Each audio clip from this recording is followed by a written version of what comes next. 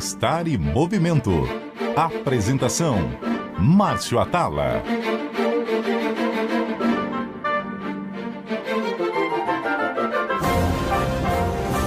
Olá, ouvintes da CBN. O Bem-Estar em Movimento de hoje vai falar sobre um assunto muito interessante e polêmico: o consumo do álcool. Você também pode participar, é só mandar um e-mail para bemestar@cbn.com.br. E voltando ao nosso assunto, quem nunca, né? Tomou um vinhozinho no jantar, um chopp no bar com os amigos. O fato é que muitas pessoas, na hora de relaxar, acabam consumindo o álcool. E para falar de um assunto tão importante, tão polêmico, que pode ou não ser nocivo à saúde, eu tenho o prazer de convidar o doutor André Malbergier, doutor em psiquiatria pela USP, mestre em saúde pública epidemiológica na Universidade de Illinois, Chicago, além, claro, de ser professor colaborador de psiquiatria na USP. Doutor André, muito obrigado pelo seu tempo, pela sua participação e por abordar um tema tão importante para os nossos ouvintes. Obrigado. Bom, para começar esse papo, eu queria trazer uns dados da Organização Mundial da Saúde, dizendo que o brasileiro, em média, acima dos 15 anos, ele consome mais álcool do que a média mundial e que o Brasil é o 10º país com maior consumo de álcool. Isso é um motivo de preocupação?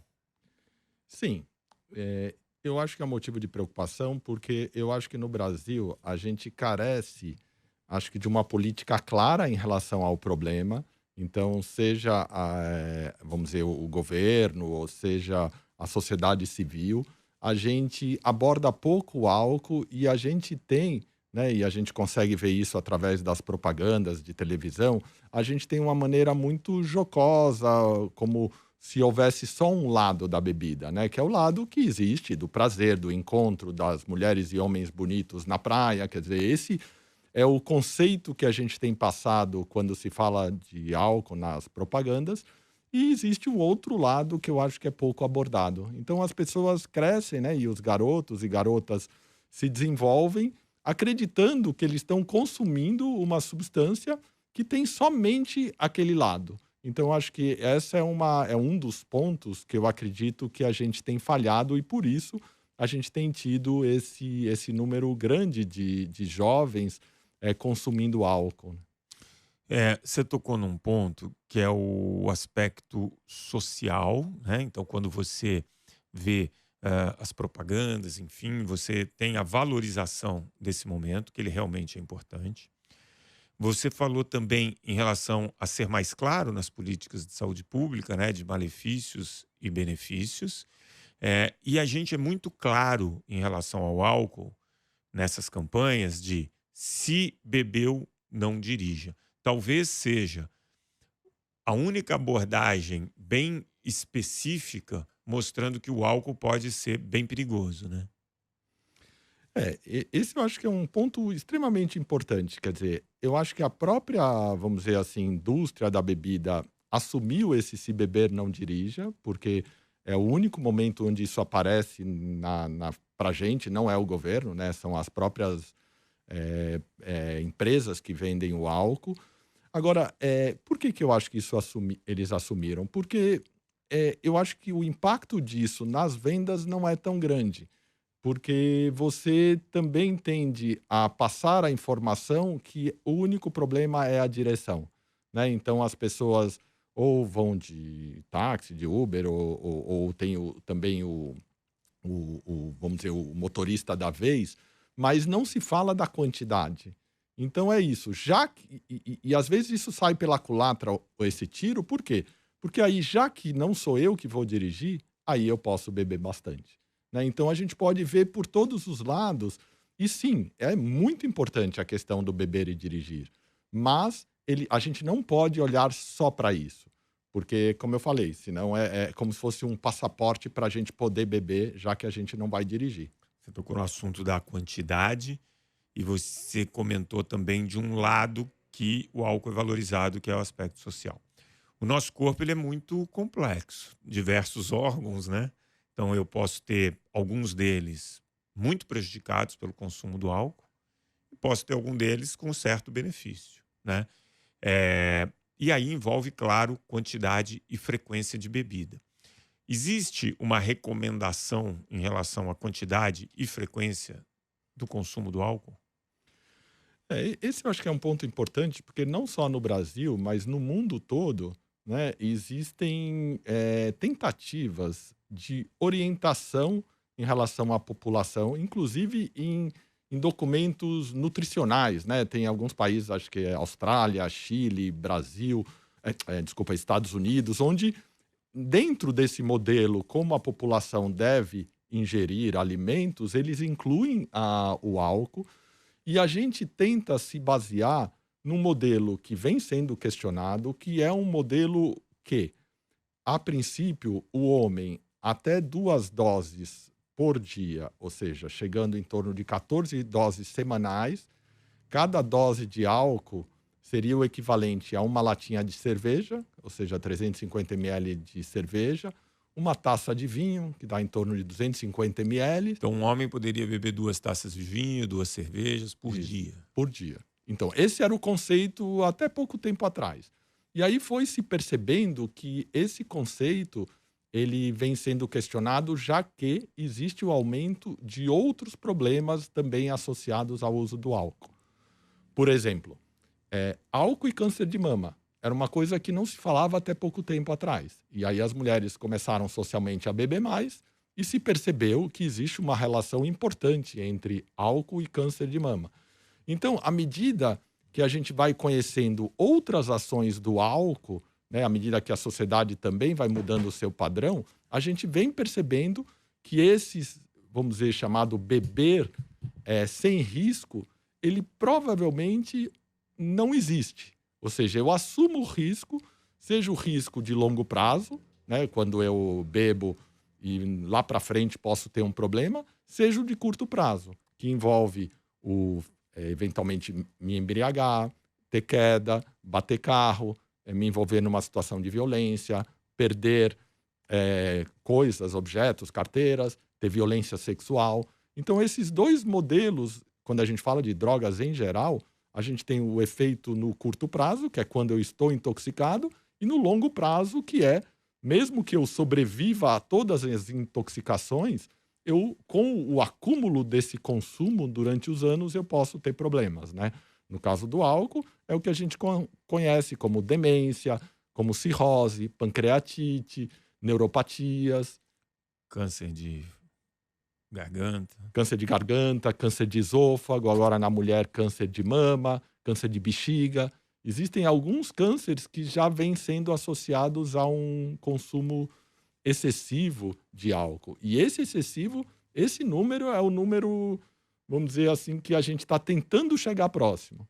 Era, como eu te falei, para homem até 14 doses por semana, mas hoje a Inglaterra, os Estados Unidos, inclusive, eu estava lendo recentemente que vai sair uma nova orientação dessa do alimentar, eu não sei bem como chama esse documento, mas que é uma orientação alimentar para o país e que provavelmente eles vão mudar o número de doses. E para a mulher? Então, a mulher, o álcool, né, na mulher, vamos dizer, se o homem e a mulher bebem as mesmas quantidades, a mulher tende a fazer uma dose sanguínea maior do que o homem. E aí, isso teoricamente expõe ela a um maior risco. Então, para a mulher, a gente considera uma dose por dia. Então, metade da dose dela. Aí, você comentou, quando o efeito a curto prazo, porque você está sob o efeito, vamos colocar assim, toxicológico do álcool. Mas tem a questão da frequência. Uhum. Uma pessoa que bebe todo dia, obviamente o nosso corpo entende que tem uma substância ali que ele precisa eliminar. E ele leva um certo tempo para eliminar aquela substância do organismo. A frequência com que se bebe o álcool pode ser também um dado importante para ele passar a oferecer mais risco à pessoa? Sim. esse é um ponto fundamental também, porque inclusive nesses guidelines, né, esses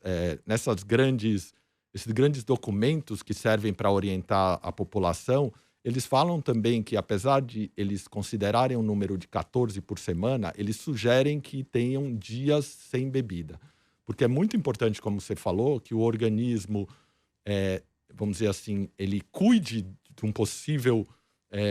da possível toxicidade do álcool. E também, quando você diminui a frequência, você diminui um pouco a chance da dependência, né? Ou seja, porque a dependência é isso, o organismo ele já começa a esperar a dose do dia seguinte. Então, sim, é muito importante a gente beber pouco e não beber todos os dias. Você tocou num ponto muito importante, como o nosso corpo, ele vai procurando padrões para funcionar, né? Uhum.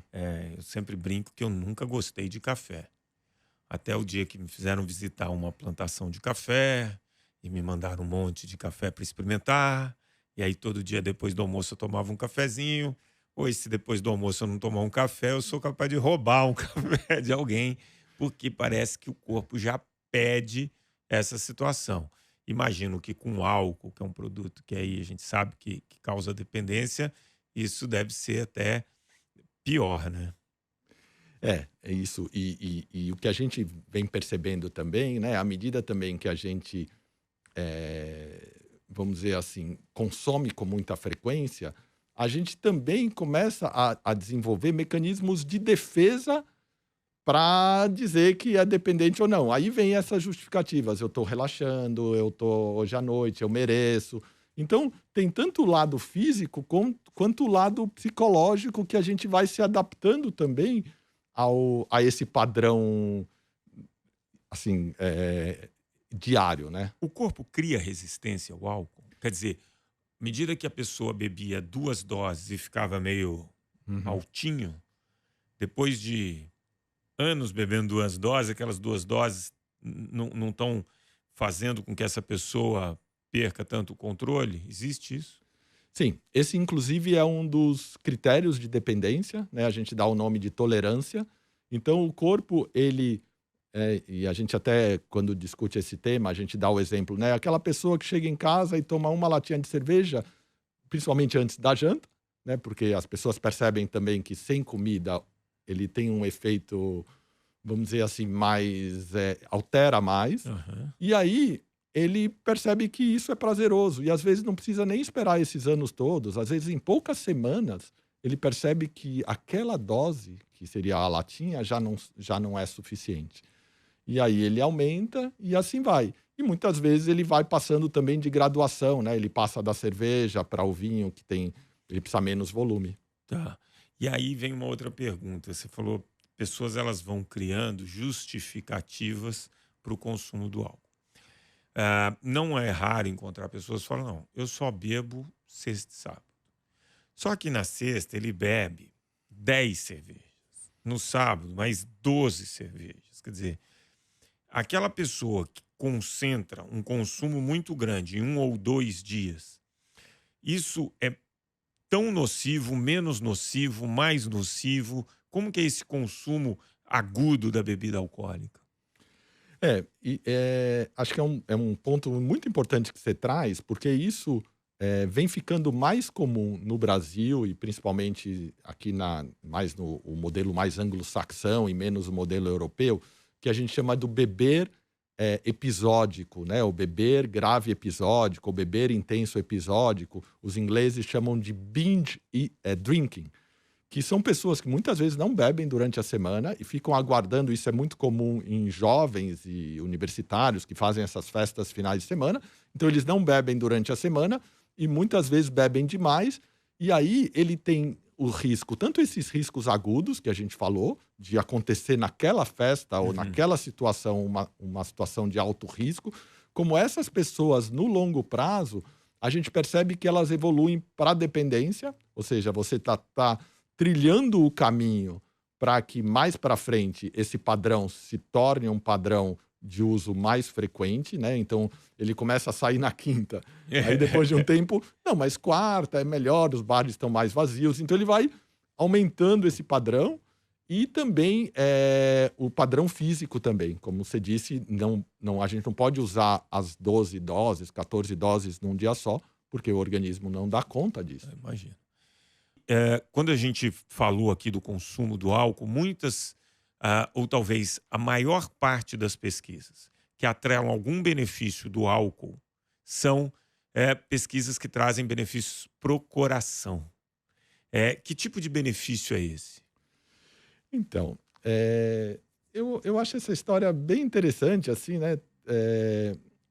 Se você olhar alguns estudos lá para trás, eles chamavam isso do paradoxo francês, que eram países ou regiões onde se comia muita gordura, mas, apesar disso, as pessoas tinham menos problemas cardiovasculares. Então, foram investigar e, de alguma forma, se atribuiu isso ao vinho, né? Que essas regiões também consumiam em uma quantidade, pelo menos frequente, né? Talvez não em grandes quantidades, porque o modelo mediterrâneo de consumo, em geral, é um modelo mais diário e menos, de menos quantidade. E aí começaram a estudar. E as hipóteses, né, são que o álcool aumenta o HDL, que é o considerado colesterol bom. E mais recentemente eu estava numa discussão com colegas e parece que existe hoje um novo entendimento na área da cardiologia que o HDL aumentado já não seria ou não teria esse efeito protetor como se pensava no passado, tal. Então, mas essa é uma das hipóteses. E uma outra hipótese que o álcool, ele é um anticoagulante. Então, ele diminui a agregação plaquetária, tal, ou seja, as plaquetas que são aquelas células que se agrupam para formar uns trombozinhos para poder parar o sangramento. E só que muitas vezes o problema cardiovascular, ou seja, a deposição de placas e tal, e entupimento das artérias, isso teoricamente diminuiria se você bebesse uma quantidade, e aí seria álcool mesmo, não é o vinho ou outra bebida. O álcool em si teria essa propriedade. Mas eu acho que é um tema que hoje vem sendo questionado, né? Então essas seriam as duas hipóteses ligadas a um possível benefício. E hoje vem se percebendo que existem alguns fatores que talvez estejam ligados a essas pessoas que bebem com certa frequência, mas pouca quantidade, que talvez sejam os fatores que protegem essas pessoas dos riscos cardiovasculares, né? Aí entra, seja um bem-estar psicológico, seja o próprio atividade física, seja assim, outra alimentação. Então, esse é um tema que foi reaberto, né? Eu acho que durante muito tempo isso ficou como uma verdade e hoje vem se questionando, e as revistas médicas e científicas hoje, né, agora mesmo, agora em julho de 2022, tem vários artigos questionando esse conceito. Você comentou do estresse, né? Eu entrevistei aqui um médico, o Dr. Joe, e ele comentava, né, como o estresse ele pode ser danoso ao nosso corpo, principalmente à saúde do nosso coração. E aí você comentou da dieta mediterrânea, do paradoxo francês, né, dos franceses. E aí, que a gente observa nesses lugares é muito interessante, né? Porque tem realmente esse consumo frequente maior do que em outros lugares, mas a quantidade é menor. Outra coisa que chama atenção é o tempo da refeição, ele é maior. Uhum. E a refeição, invariavelmente, ela é compartilhada com outras pessoas. Diferente de você comer sozinho dentro de um carro, beber ali isoladamente. E outra coisa que chama bastante atenção nas regiões mediterrâneas, na França, é a quantidade de movimento dessas pessoas. Elas caminham muito mais. Então, quando você para pensar assim, poxa, a pessoa relaxando ali e compartilhando um momento na alimentação. Ela está desestressando. Pessoa que está caminhando, fazendo exercício, isso também é benéfico para o coração. Então, é muito difícil, né, a gente isolar exatamente o consumo do álcool com esse benefício, porque eu posso dizer que a atividade física aumenta o colesterol bom, né? Então, são muitas variáveis, né? Sim, sim.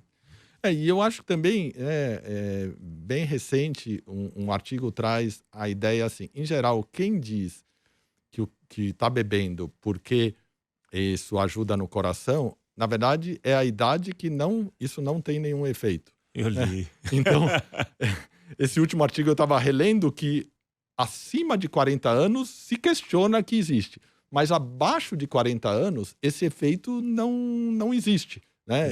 Então, é um ponto que a gente precisa ficar atento, porque pode entrar na nossa racionalização, quando a gente vai, de alguma forma, perdendo um pouco do controle da bebida, a gente tende a racionalizar. E aí uma das formas de racionalizar é esse possível benefício do álcool, né? A gente gosta de justificar as nossas atitudes não tão nobres, né? Isso é um fato. E isso com álcool parece que acontece. E aí a pergunta que eu queria fazer é: existe diferença, né? A mesma quantidade de álcool, mesma bebida, mas ela consumida em momentos, por exemplo, aquele cara que sai com os amigos, se diverte, está completamente relaxado, tomou X. A mesma quantidade para uma pessoa que chega em casa sozinha, estressada e usa esse álcool, por exemplo, como um indutor de sono. Existe algum estudo que pode mostrar que o efeito pode não ser exatamente o mesmo, apesar de ser a mesma substância? Sim, eu acho que o contexto, né, eu acho que é uma questão muito importante e a gente até pergunta para os pacientes, né? Por quê? Porque o consumo, quando ele é feito, vamos dizer, em casa, sozinho, ele perde um pouco, inclusive, as amarras sociais. É um pouco do que a gente discutiu muito, ou vem discutindo na Covid, né? Muitas pessoas passaram a beber mais e com mais frequência porque elas perderam um pouco as amarras sociais. Então, ele muitas vezes no trabalho, ele não podia estar bebendo porque está todo mundo trabalhando, mas ele em casa, às vezes, trabalhava com o uísque aqui do lado ou com o vinho aqui do lado. Então, esse padrão de consumo é um padrão que, de alguma forma, tem um risco maior, né? Ele tem a chance de perda de controle é maior e a banalização da bebida também se arrisca, né? A bebida, ela teoricamente, é uma droga para celebrar. E aí a gente vai colocando ela em outros contextos e se torna, eu acho, com mais risco. E aí você fala também da bebida, ela tem calorias, né? Sim. Ela fornece energia. Muita gente, quando fala de macronutrientes, proteína, gordura, carboidrato, esquece que 1 grama de álcool fornece quase o dobro de calorias do que 1 grama de proteína ou 1 grama de carboidrato. E normalmente o álcool, ele sempre vem acompanhado de comidas um pouco mais calóricas. Então não é raro, né, a pessoa que faz o consumo do álcool ter um acúmulo maior de gordura, principalmente a gordura visceral. Esse é um outro risco do álcool, aquela gordura que se deposita na região ali do umbigo, do abdômen? Sim, inclusive essa questão, vamos dizer assim, a gente quando vai cuidar ou a gente vai discutir o consumo de álcool de cada pessoa, ele deve ser personalizado. E uma das questões hoje que você levanta e que a gente tem conversado muito é que isso faz parte da nossa, vamos dizer assim, das substâncias que a gente ingere e por que a gente cuida tanto do alimento, do controle, do balanço calórico, etc. E muitas vezes no álcool isso não serve, né? Então as pessoas vão bebendo bastante, elas vão, de alguma forma, tendo esse acúmulo de gordura visceral e principalmente na questão da esteatose, né, hepática, que é muito comum quando a gente aumenta um pouquinho a quantidade de álcool, a gente já começa a ver a gordura no fígado, né? Então, muitas vezes a gente até usa isso como um parâmetro. Estamos chegando no nível onde essa bebida traz um risco mais claro ali. Antes da pergunta final, me veio aqui na cabeça uma frase que as pessoas falam: meu problema não é o álcool. Meu problema é misturar o álcool. Aí eu fico me perguntando, o álcool do vinho, se misturar com o álcool da cerveja, tem essa diferença ou é lenda? Essa é uma boa pergunta porque, assim, muita gente fala isso e eu nunca consegui entender no sentido técnico, né? Então, o que eu acredito é que tem a ver, inclusive, com as outras coisas que não o álcool. Ou seja, quando você está bebendo várias coisas, você está acrescentando aí substâncias e isso pode trazer algum mal-estar. E, em geral, essas pessoas que misturam, elas também têm a ver com quantidade. Né? Então, elas também já estão falando, depois... Porque assim, né? Às vezes começa a beber cerveja, vai ficando um pouquinho alegre, aí quando fica um pouquinho alegre, perde um pouco o limite. E aí, ela quer chegar lá. E aí começa a ver que o destilado chega mais rápido e assim vai. Mas olha, essa é uma pergunta de $1 milhão. Assim, eu confesso que eu não sei responder. Tecnicamente a gente não encontra, mas na prática as pessoas falam. Enfim, chegando aqui no final, a gente tem o último quadro. 3 dicas para levar para casa.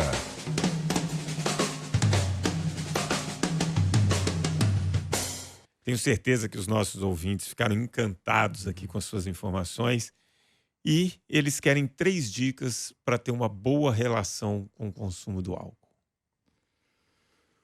Então, acho que a primeira seria não banalize o álcool. Né? O álcool, ele é uma substância que em alguns momentos ele pode ser, né, prazerosa na confraternização, no encontro com amigos e tal, mas ele não é, com certeza, uma substância para ser usada todos os dias. O álcool não é remédio, né? E o álcool não é uma forma de você lidar com um sofrimento. Né? Pelo contrário, ele vai aumentar o seu sofrimento. A segunda questão diminua as expectativas que você tem em relação à bebida no sentido de a embriaguez, né? Ou seja, as pessoas hoje, elas cresceram muito no sentido de eu só vou aproveitar a festa, eu só vou ficar bem com meus amigos, eu só vou ter prazer se eu beber também. Quer dizer, então, o dançar, o conversar, o se divertir, hoje, para uma parcela importante da população jovem, ficou associado a estar embriagado. Então, eu só aproveitei a festa se eu fiquei embriagado. Então, acho que esse é um conceito que eu acho que deveria ser revisto. E existem várias formas de você fazer bem para o seu coração. O álcool, eu não tenho certeza se é uma delas. Então, antes de você beber, faça todas as outras e depois veja se o álcool tem algum papel nessas orientações. Muito obrigado, doutor André. Excelentes dicas, muita informação. O pessoal estava carente sobre esse assunto que é o álcool, então eu quero agradecer muito a sua participação. Obrigado, Ivan. Bom, Bem-Estar em Movimento de hoje está ficando por aqui. Se você gostou do nosso bate-papo, compartilhe com os seus amigos, baixe agora mesmo e ouça o nosso podcast, que está disponível em todas as plataformas de áudio e no aplicativo da CBN. O programa de hoje teve a produção da Joana Cafuri, do Bruno Teixeira, a edição do Rafael Furugem e os trabalhos técnicos da Priscila Gubiotti. Bom fim de semana a todos, grande abraço e não exagerem no álcool. Bem-Estar e Movimento. Apresentação: Márcio Atala.